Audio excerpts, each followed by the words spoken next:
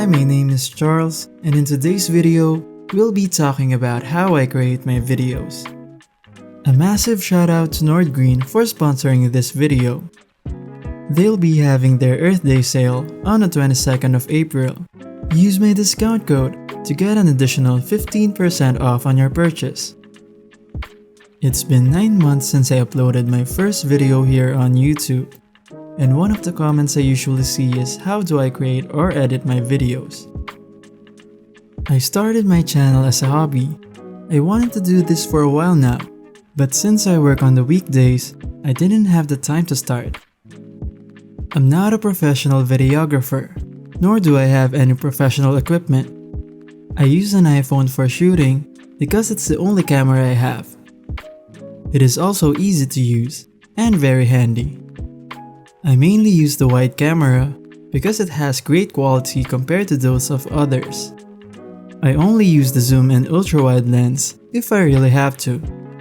The camera app I use is a stock one. I wanted to try the paid apps, but the stock camera app does the job well. I use the high efficiency format because I edit the videos on a Mac, and I'm not really worried about the compatibility. I usually shoot in 4K, regardless if I'll export it in 1080p.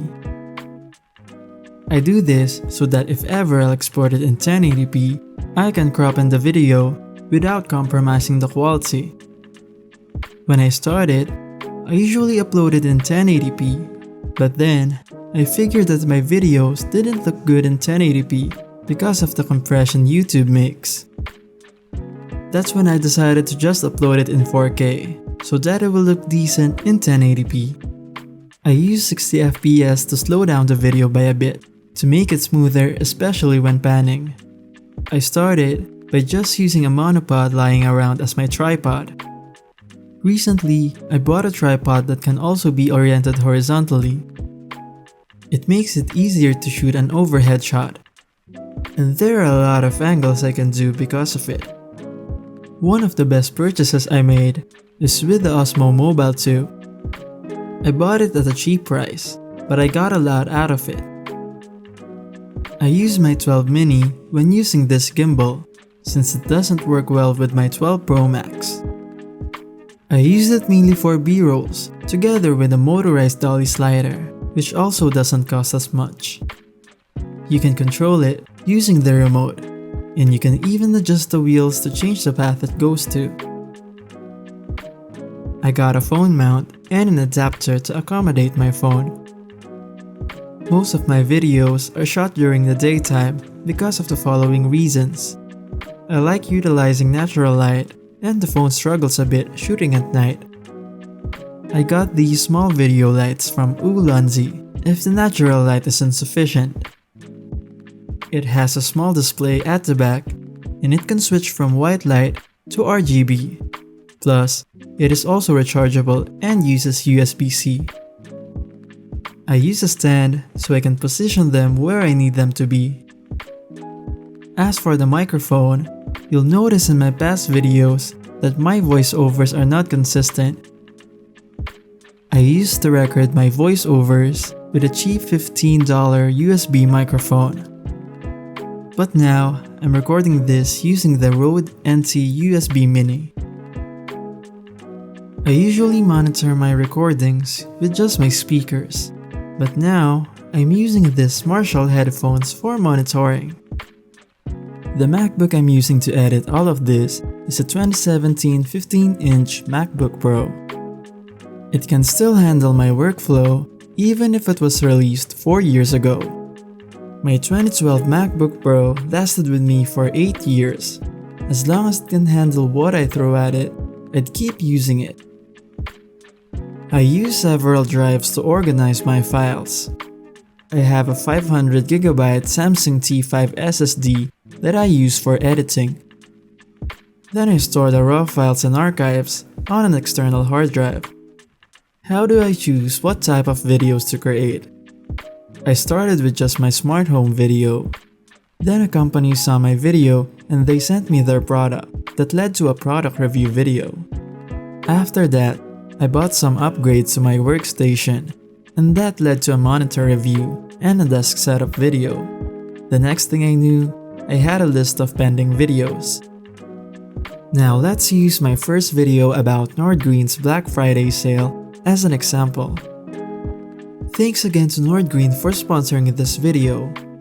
Nordgreen is a Scandinavian watch brand that creates neat, minimalist-looking watches and cares a lot about the environment. They use eco-friendly recycled materials for their packaging. Also, every watch you purchase from them allows you to help one of the 3 causes they support. You can opt to provide clean water in Africa, support an educational program in India, or help preserve rainforests in Latin America. They also reduce the price of their vegan straps, even though it's much more expensive to manufacture, just to encourage customers to try and use their vegan products. Nordgreen's team is also taking it further by challenging themselves for 3 weeks to use less plastic, avoid meat, and encourage their employees to be active by riding their bicycles. They'll be having their Earth Day sale on the 22nd, so be sure to check out their website and use my discount code to get an additional 15% off on top of their already discounted prices. It usually starts off in an email. Then after agreeing to the terms, they'll have the product sent over together with a brief. Before the package arrives, I plan the structure of the video. It doesn't need to be detailed, it could be a rough flow on how the video should go. I keep it in my Notes app to easily modify it on my phone, my computer, or my iPad. Most of the time, there are changes to the flow, so I just see what fits and what doesn't. If I'm doing a product review, I try to search if there are videos that I can refer to. Chances are, I'm not the only one they contacted. Then the most consuming part of the process is shooting the video. On weekends, I need to shoot a lot in the day because I have work during weekdays. I just shoot in every angle and place possible.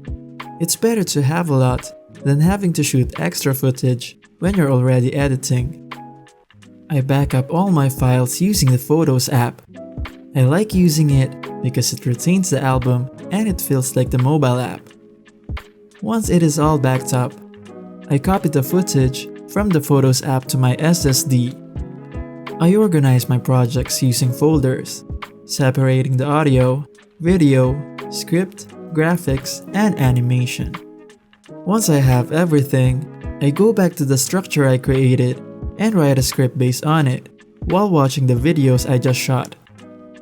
Recording the voiceover is the part I dread the most. Not because I don't like doing it, it can be tiresome to record sometimes.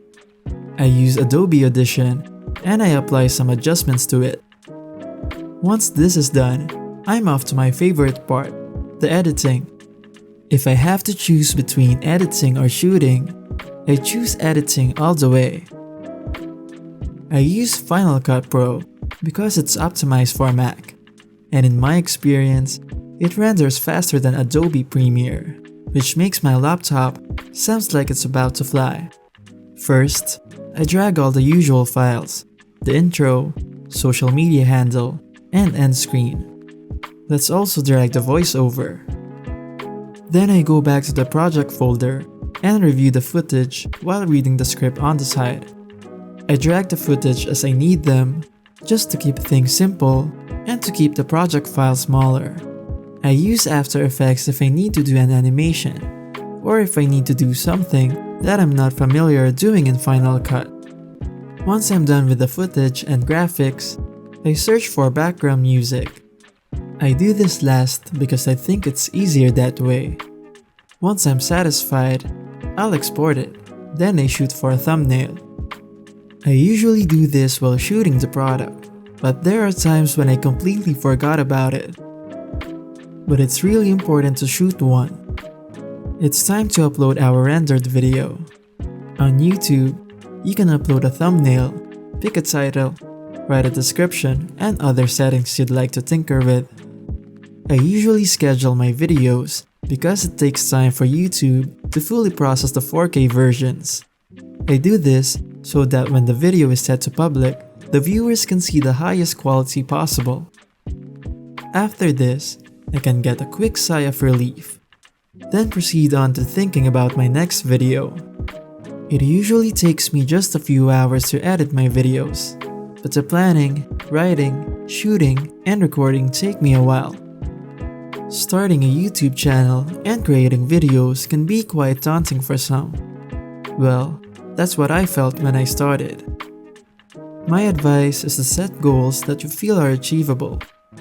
Pick a topic that you are passionate about and go from there, and the rest will follow. I hope you found this video interesting. If you liked it, click subscribe to get notified whenever I upload a new video. Stay safe and thank you for watching.